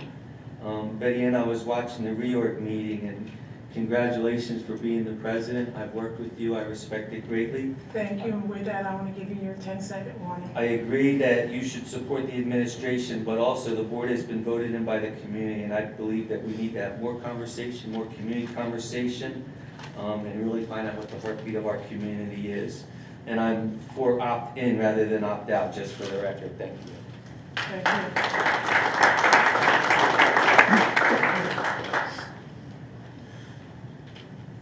My name is Dan McKillop. I'm pastor of New Life Community Church at 595 Porkertown Drive. Dr. McCooley, you and I worked together on one event, and I know from that event that you have nothing but the best intentions for students and parents. Hopefully you know I have the same. I've been trying to get an understanding of what the driving force is behind such a sweeping change in education that this law brings. What I understand is that 24% of youth suicides are students who identify as LGBT, depending on where you find the statistics. And that number is disproportionately high and unacceptable. 28% of all bullying happens to LGBT students, and again, disproportionate. But that still leaves us with the majority of the bullying and the suicides in non-LGBT youth, 76 and 72% respectively. The percentages in that case are still unacceptable. So the question remains, what is the sweeping change? What is driving that? What is driving the change for a minority and nothing about the majority when 3 times as many students are bullied or commit suicide are non-LGBT? Looking into this, I found this quote from John Ayers, a researcher for the University of California, who said, "Suicide is not caused because of their LGBT identity, but rather by how the world reacts to their identity." He didn't address any other issues. He didn't make any other statements. He didn't say that students from 12 to 14 years old don't identify well with anything. They struggle. In fact, at that age, as you all know, they're wrestling to find out who they are. And the idea is that we're putting them under additional pressure to handle sexual things that they're not prepared to handle. It's at a time and an age where they should be allowed to explore, not to be indoctrinated. The confused children are frustrated, and what we're doing is doubling down. We're saying that your confusion over sexuality means that you need more education and earlier about that sexuality. It'd be the same as that we don't allow children to drive at 14 years old. They're not capable of driving that age. And so the response Just a 10 is, second warning, sir. the response is not, well, then drive twice as much. And children under the age of 21 are not allowed to drink alcohol. It affects their development. Why don't we say drink twice as much? We pastors do a lot of counseling, and we see an awful lot of the damage that happens to people. And we, like you, want to limit that damage. Okay, so your time is up. Thank you. Thank you.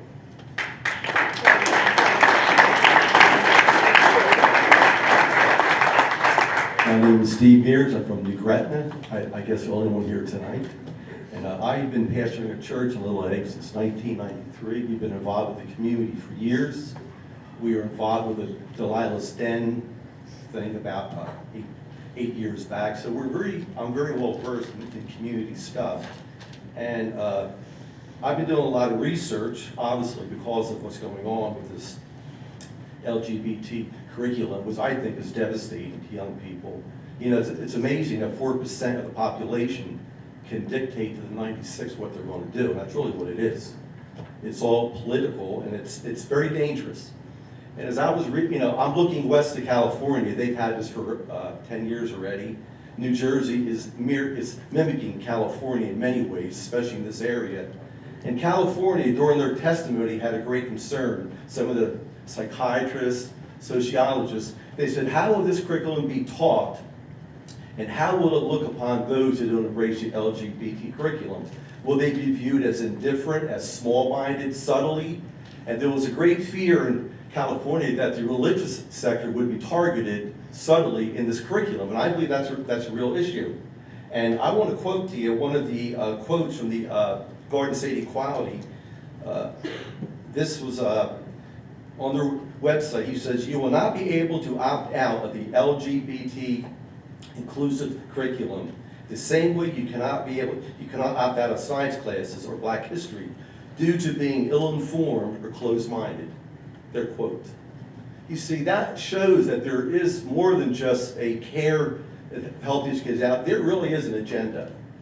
I believe it's an indoctrination of an agenda that's been around since 1980. It's subtle, but you and I know, if you look west, please research. This is being taught in kindergarten now out in California. Luckily, in New Jersey, they place all the power into your hands, the Board of Education, the local boards. California, the state has the power. So you around this table are holding in your mind and heart the destiny of thousands of people. What you decide will affect them for life. Some of these young kids who aren't informed may be encouraged to act out a certain way and become trapped. I viewed that video that was showed in school, and it was well made, but it was also very powerful. It showed how these young men felt threatened by those who didn't approve of their actions, and I believe these things, this agenda could lead to some reverse prejudice. So Okay, Steve, I'm gonna just give you a 10-second. okay, so I'll close on this. I think this curriculum has to be looked at. It can't be kept secret. Parents have the legal right in New Jersey to view curriculum. It can't be kept off to the side. This has to be viewed, and I also encourage you, get an unbiased curriculum. The Garden State Equality, we worked against them years back. They are strictly on one road, that is to promote an agenda. You need an unbiased curriculum that will be fair to everyone. Thank you.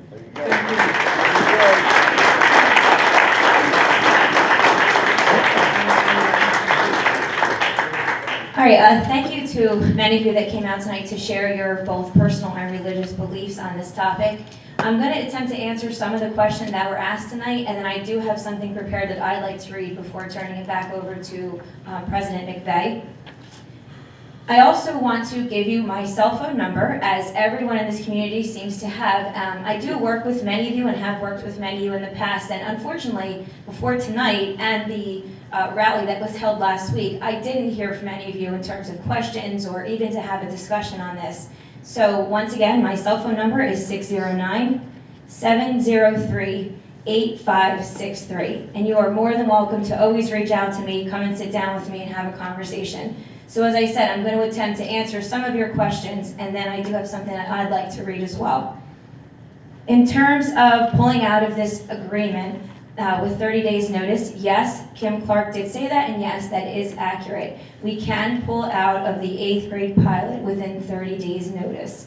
However, come September of 2020, this is going to be a requirement for 6th through 12th grade.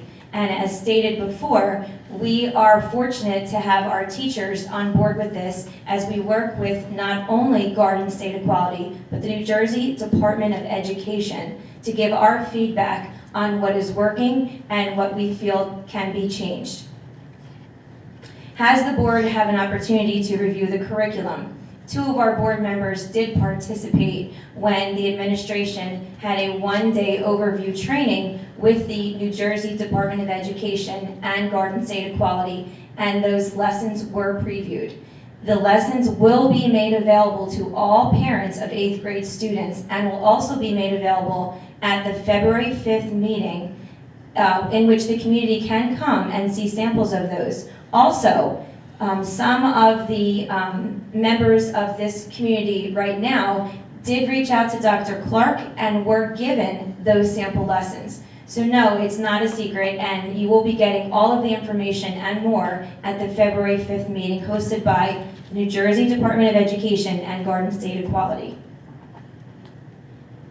Just trying to make sure I answer your questions, excuse me. In terms of the situation with Dr. Atkins and the chorus class, I was made informed of this. I do have the lesson plan. Also, it was a 7th and 8th grade class. Yes, we are piloting in the 8th grade, but nothing precludes our teachers from mentioning certain groups in any of their lessons. For example, one of our social studies standards that have existed for quite some time is describe characteristics of oneself, one's family, and others. That can look very different for many of our students. That may be 2 parents that are male, 2 parents that are female, or transgender. Nothing precludes our teachers from mentioning any type of group in any of their lessons, regardless of the pilot.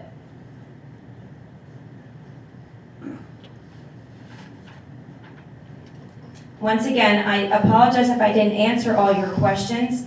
Please reach out to me anytime and I will make sure that we follow up with you. And I am going to read a statement at this point and turn it back over to President McVeigh. As superintendent of this school district, it is my obligation to provide a safe and inclusive environment for all of the staff and students.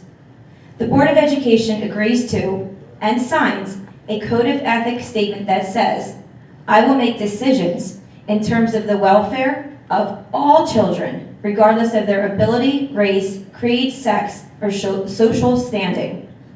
Our district strategic plan, which was developed by an array of stakeholders, including parents, states the objective: create a culture of social and emotional safety.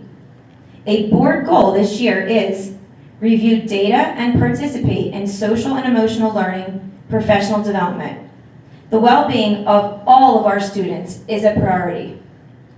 The purpose of the bill signed by Governor Murphy is to ensure that the curriculum we are teaching is inclusive of all types of people.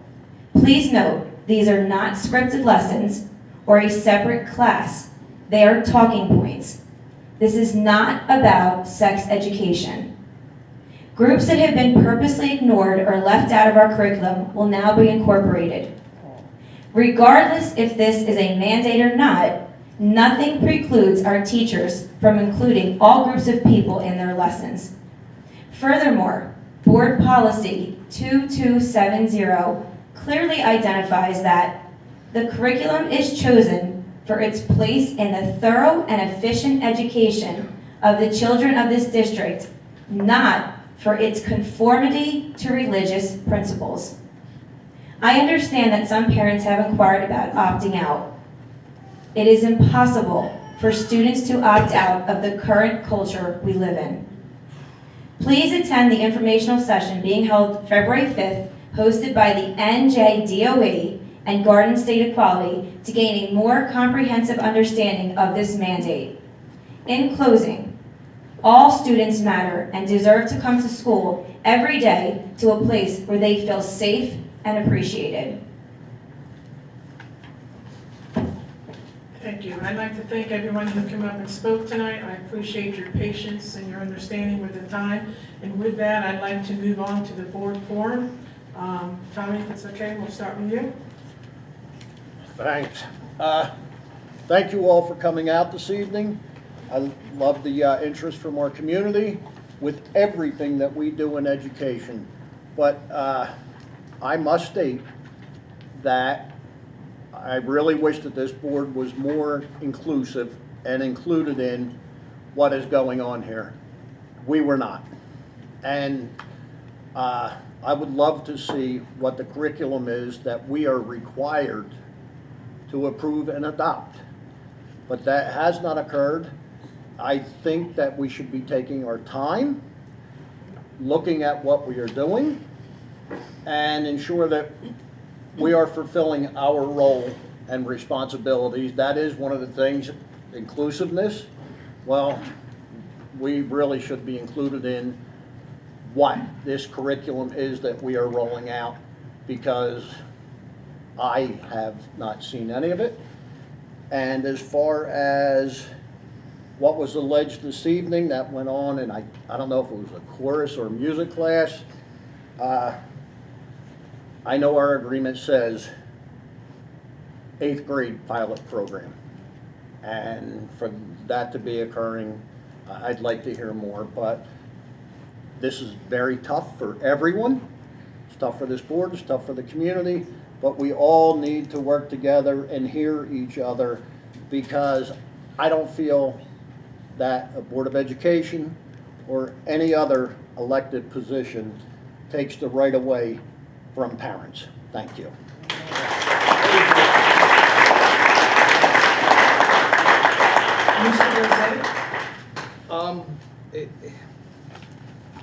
Very delicate topic, but I do agree with Mr. Williams. I'd like to see a little bit more to make, educated decisions. I mean, that being said, that, we are a nation of laws, and come September, this is law. This is black and white. So there's, unless the law changes, we have to abide by the law. But up until then, we should be looking at this a little bit more and see how to best implement it.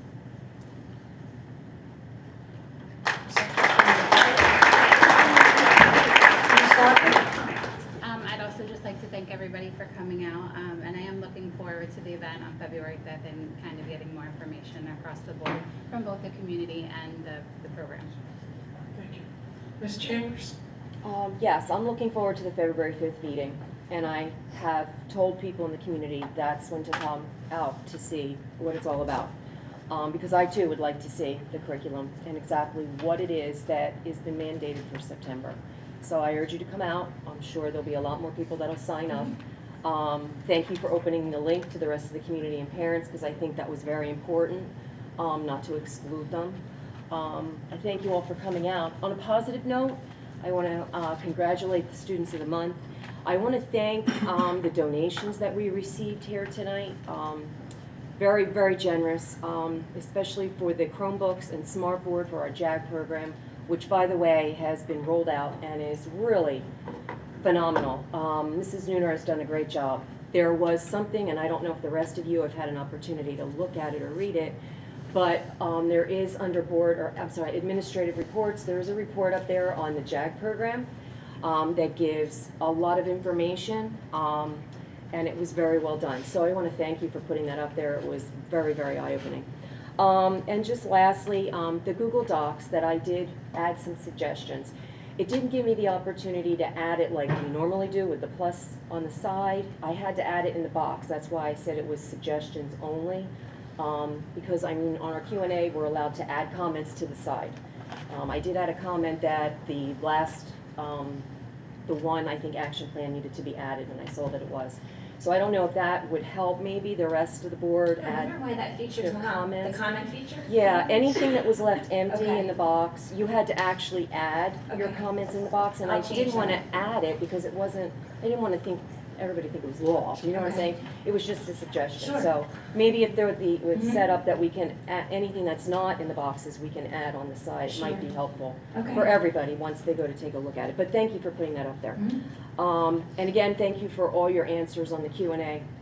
It helped me make some decisions tonight. I appreciate that. Okay. Thank you all for coming, and I hope to see a lot of you at the February 5th meeting, and the time is 6 o'clock. 6 o'clock. In the junior, it's in the junior high, based on the amount of RSVPs, we may move it to the cafeteria. Okay. But it'll be in And this building. I am looking forward to be getting more information myself. Thank you. Yeah, so I guess just more of the same. Thank you all for coming and speaking your voice. I will say, I was surprised about the 7th grade student. So I will seek out more information and continue to look forward to our February 5th meeting. I would respectfully request if there's anything you can share with the board in advance. I think it would be helpful for the board to see it first and then share it with our community. But it sounds like most of us plan on learning on it. So, thank you all, and congratulations to our students of the month, and thank you all for coming. Mr. Daniel? Yeah, I'd like to also congratulate all the students of the month. I really appreciate and thank everyone who came and everyone who walked up and expressed their feelings to the board. I take it all to heart. I listen to everything you're saying, and I know there's concerns. In our town, you know, there is a homosexual population, and there's heterosexual. All the students have to be considered. So I'm looking forward to the February 5th meeting. I want to learn more. I want to learn more about the curriculum, and that's pretty much it. Thank you again. Ms. Palomino? I really don't know where to start, to be honest. I had a gentleman come up here and say, vile. These people are vile. Is that the correct word? We're speaking about bullying, and I would think that is bullying, calling these people vile. It actually makes me sick. I don't know what anybody's afraid of. You can't catch gay. I'm pretty sure of it. I mean, I could be wrong, but you can't. We can't hear her. Yeah. Could she start over, please? You can't catch gay. It's not possible. Really? You can't. Wow. Okay, you're This born isn't that an way. opportunity for back and forth, guys. I We're respected patiently- you when everybody spoke. I expect the same. I just We don't didn't hear what you understand. said. Can you just start over? Vile. The word vile was used to describe these people. And you guys want to talk about bullying, and that's the word that was used. It was, the gentleman standing back there. The curriculum. It's about homosexuals. It's about homosexuals. I mean, I don't know how you're gonna You know, are you talking about disabled people as well? I don't understand, because if it's talking about the curriculum as a whole, it's disgusting. That word's disgusting. You can have your belief, no one's taking that from you. I have my belief. It's her time. It's separation of state and religion. Okay? That's not my rule, that's not any of theirs.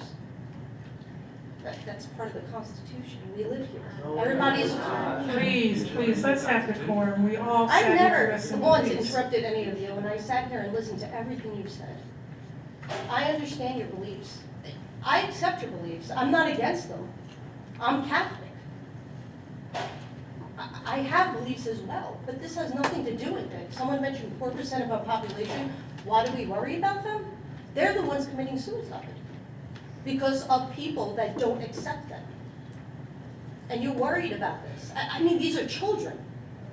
And you don't think they go on their phones and find out more than they ever want to know just by this? And you're worried about history and what people have accomplished? I mean, I think this is insane. I'm sorry, but I'm for the curriculum, do what you want. This is ridiculous that I sit here and have children and adults being called vile. And everyone here thinks it's okay. It makes me nauseous, like I get sick from it. How about if your child is born gay? Are you gonna like pray the gay out of them?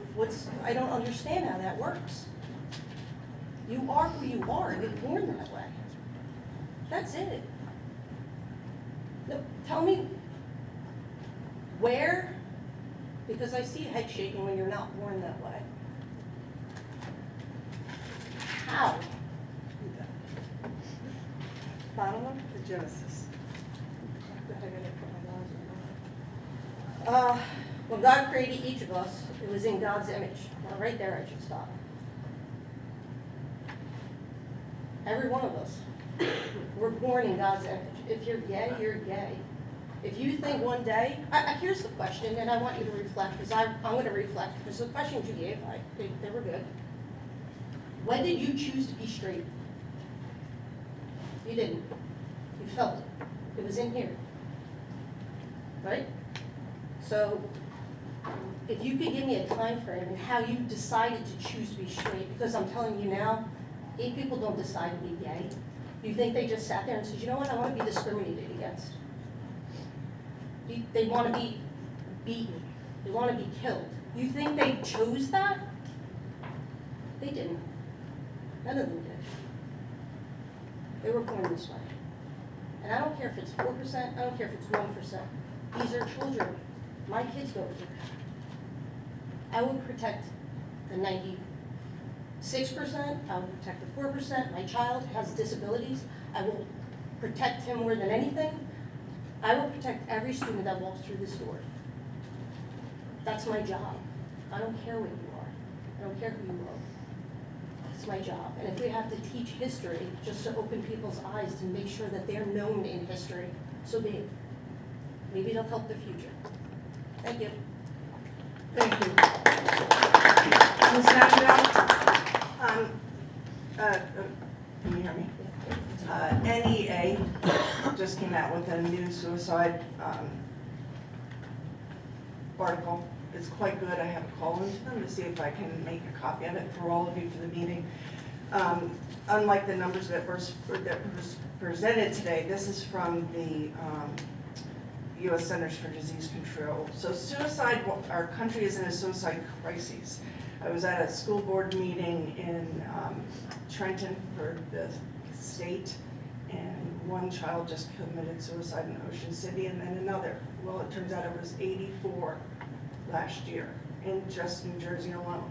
These are the numbers, over 75%, so between 10 and 17 years old, that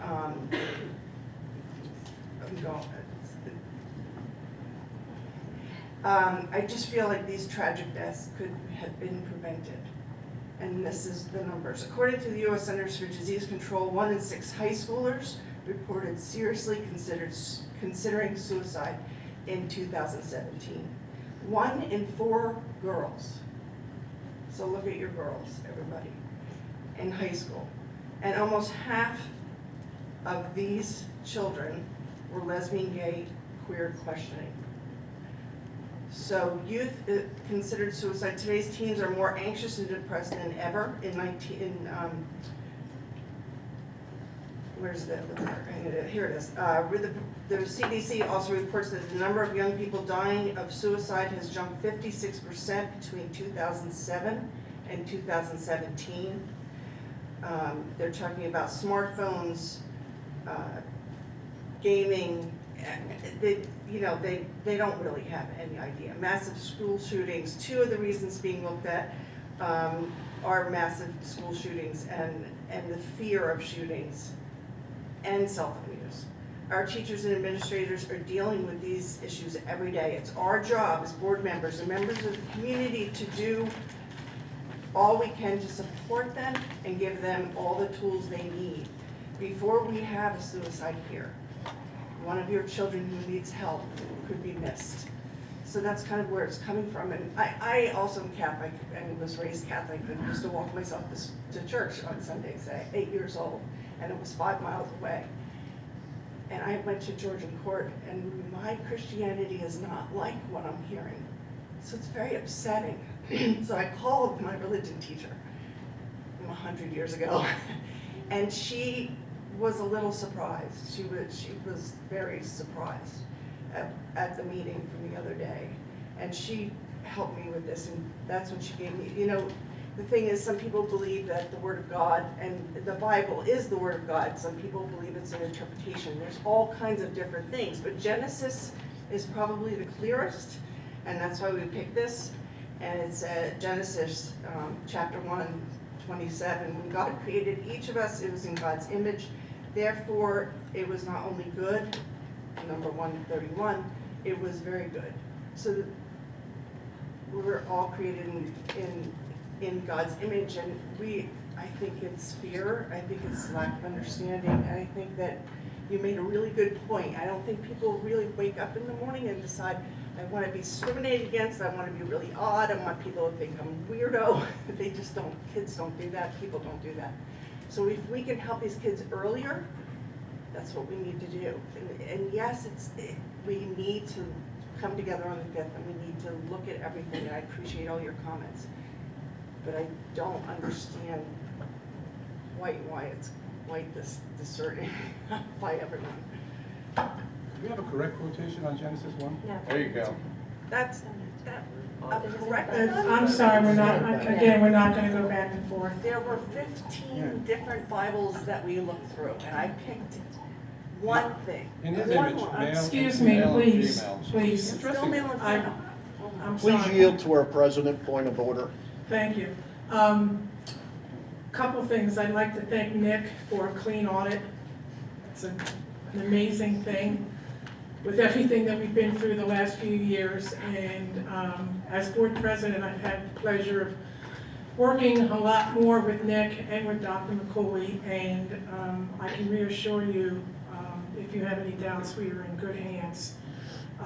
If you'll indulge me real quick, and I can look out there and I recognize a lot of your faces. I've been an advocate and a supporter for kids involved in youth sports my entire life till this day. I think being involved in youth sports teaches us so much about life, about perseverance and working as a team and having a common goal and all those kinds of things. And those of you who know me know I'm also a big advocate for wrestling. My son and I have ran a wrestling program for years. He wrestled here, he wrestled in college. My grandsons wrestled. And this past Sunday, I had the pleasure of escorting my granddaughter to a wrestling tournament where she was able to participate in the sport and wrestle against other girls. It's something new and upcoming, and she's somebody who so benefits from all the great things that wrestling can teach us. You want to talk about perseverance and keep trying, and you lose more than you win. But I had a chance to talk to her while we were driving up there, and I said to her, you should really appreciate this opportunity, because when I was your age, all I could do was sit in the bleachers and watch the little boys play. There weren't opportunities for me to play any type of organized sport, and I really, really wanted to I truly did. To this day, I regret not having some opportunities that kids have today. Not until Title IX came along when I was a junior in high school were girls given the opportunity to play organized sports. It was a law that made that happen. Everybody could see that girls needed that opportunity, but it took a law, a federal law, to give equal opportunity to girls to play sports. And I know there are generations of girls today that cannot believe that. You know, and I'm sure my grandmother couldn't translate to me how she felt when she wasn't allowed to vote, or when we had to pass a law to have Black History Month. Change is tough, people. I know that. It's tough. And I have wrestled with this all day, yesterday, last week, a month ago, and this is tough. I know that. We're not trying to indoctrinate any students. All we're trying to do is to make sure all youth see themselves reflected when they come to school, and there's a safe place for them to be. That's it. How we get there is how we get there, but that's all this is about. Thank you for listening. Can I have a motion to adjourn? Motion. Second. All in favor? Aye. 7:59. Just a reminder to board members, the next meeting was changed, are we confirmed Yes, on Karen, that? thank you. It's a week earlier. It's on the agenda.